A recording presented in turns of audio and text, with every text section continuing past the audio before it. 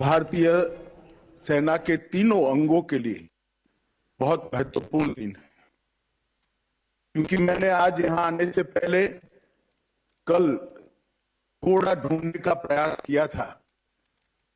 अगर मैं गलत नहीं हूं तो पूरे विश्व में किसी भी देश ने अपने लिए लड़ने वाले जवानों के नाम पर द्वीपों का नाम रखकर उनकी वीरता को सम्मानित करने का कदम नहीं उठाया है। आज भारत के प्रधानमंत्री जी की ये पहल कि अंडमान निकोबार द्वीप समूह के 21 बड़े द्वीपों को हमारे परमवीर चक्र विजेताओं के नाम के साथ जोड़कर उनकी स्मृति को जब तक ये पृथ्वी रहेगी तब तक चिरंजीव करने का ये प्रयास मैं मानता हूं तीनों सेनाओं के लिए बहुत बड़ा उत्साहवर्धन करने वाला है। आज पराक्रम दिन है, नेताजी की 123वीं जयंती है। इस कार्यक्रम के साथ साथ जहां पर नेताजी रहे थे वो सुभाष द्वीप पर आज उनका स्मारक बनाने का भी निर्णय किया गया है। ये दोनों कार्यक्रम, ये दोनों निर्णय देश के प्रधानमंत्री के निर्णय अंडमान निकोबार को फिर से एक बार अंडमान निकोबार द्वीप समूह को स्वतंत्रता की स्मृतियों के साथ समग्र देश के साथ जोड़ने वाले निर्णय है और मैं इसका बहुत बहुत मन से स्वागत करता हूं। ये भूमि में ही कुछ ऐसा है कि कई बार कुछ भूमि में इस प्रकार का तत्व होता है कि बार बार वो भूमि सबका ध्यान आकृष्ट करती है। सन 57 की क्रांति के बाद जब अंग्रेजों ने निर्मम अत्याचार करना शुरू किया तब यही भूमि पर हमारे क्रांतिवीरों को लाकर रखा, यही सेल्यूलर जेल बनाया। उस वक्त हजारों निश्वास के साथ इस यातनाओं को सहन करने वाले हमारे स्वतंत्रता वीरों को इसी भूमि ने मां बनकर सांत्वना देने का काम किया। और आज मेरे जैसे कई लोग ऐसा मानते हैं ये सेल्यूलर जेल नहीं है, आजादी के लड़ाई का ये बहुत बड़ा तीर्थ स्थान है। और जब देश की आजादी आगे बढ़ी और देश को नेताजी ने आजाद हिंद फौज के प्रयासों से, पराक्रम से आजाद कराने का प्रयास किया, तब भी इसी हिस्से को देश में सबसे पहले स्वतंत्रता प्राप्त करने का सम्मान मिला। सबसे पहले यही हिस्सा स्वतंत्र हुआ और किसी के हाथ से नहीं, नेताजी के हाथ से इसी द्वीप पर अपना तिरंगा पहली बार लहराया गया। तो अंडमान निकोबार द्वीप समूह अपने आप में पहले से ही सेल्यूलर जेल के कारण आजादी का तीर्थ स्थान बना हुआ था। फिर नेताजी ने सबसे पहले आजादी प्राप्त कर एक पवित्र भूमि पर सबसे पहला तिरंगा फहराया। फिर मोदी जी ने शहीद द्वीप नामकरण किया, फिर मोदी जी ने स्वराज द्वीप का नामकरण किया, फिर मोदी जी ने सुभाष द्वीप का नामकरण किया और आज 21 द्वीपों का नामकरण पराक्रम की पराकाष्ठा कर अपनी जान की चिंता किए बगैर कई लोगों ने जान की बलिदान देकर और कई लोगों ने जान की चिंता करे बगैर आजादी के संरक्षण के लिए, देश के सार्वभौमत्व के संरक्षण के लिए जो लड़ाई लड़ी, इनके नाम पर 21 द्वीप यहां पर किए जा रहे हैं। मैं मानता हूं कि समग्र भारत का इतिहास जब भी लिखा जाएगा तब इस घटना को बहुत सुवर्ण मंडित अक्षरों से लिखा जाएगा। आज 21 द्वीप नहीं बचे, 21 द्वीप जलाने का काम देश के प्रधानमंत्री जी ने किया है। ये पराक्रम बताने वाले वीरों को, उनके पराक्रम को नमन करने के लिए ये द्वीपों को द्वीप में परिवर्तित करने का काम किया है। मित्रों, आज सुभाष जी का जन्मदिन भी है, जयंती भी है। नेताजी की 123वीं जयंती के दिन पर आज ये नामकरण हो रहा है।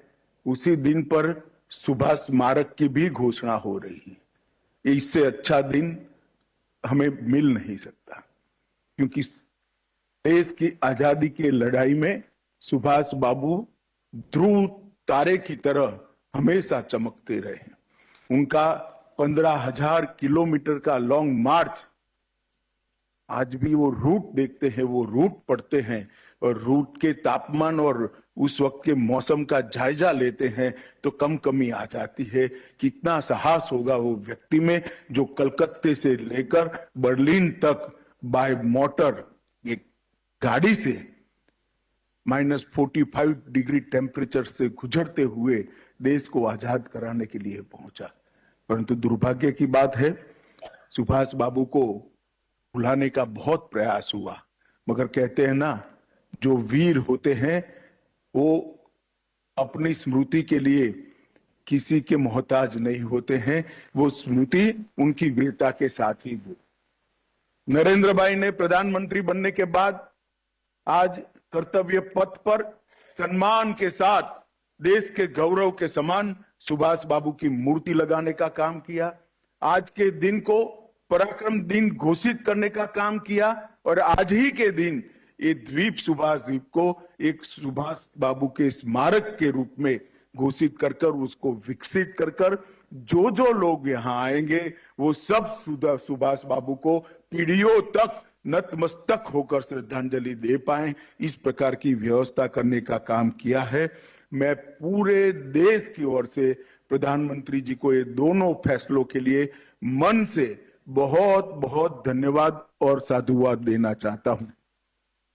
मित्रों, जब रॉस आइलैंड का नाम सुभाष बोस द्वीप किया गया, नील आइलैंड का नाम शहीद द्वीप और हेवलॉक आइलैंड का नाम स्वराज द्वीप किया गया, तब ही देश में अंडमान निकोबार के लिए एक चर्चा जगी थी। इसी के साथ सेल्यूलर जेल में यहां के क्रांतिकारियों की स्मृति में एक अमर ज्योति, जिसको बीच में रोक लिया गया था, नरेंद्र मोदी सरकार ने ही अमर ज्योति को फिर से प्रज्वलित कर कर युगों युगों तक उनको श्रद्धांजलि देने का काम किया। आज मेजर सोमनाथ शर्मा से लेकर सूबेदार मेजर योगेंद्र सिंह यादव तक सभी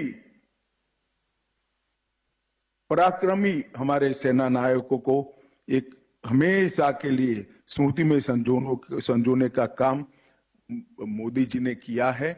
मुझे विश्वास है कि आने वाली कई पीढ़ियां इससे प्रेरणा लेगी, देशभक्ति के, पराक्रम के और शौर्य के संस्कार से सिंचित होगी। आज जो यहाँ पर एक दूसरा काम हुआ है, नेताजी स्मारक की घोषणा, उसमें वो द्वीप पर, सुभाष द्वीप पर म्यूजियम भी बनाया जाएगा, एक गाइडेड ट्रेल भी, रूट बनाया जाएगा।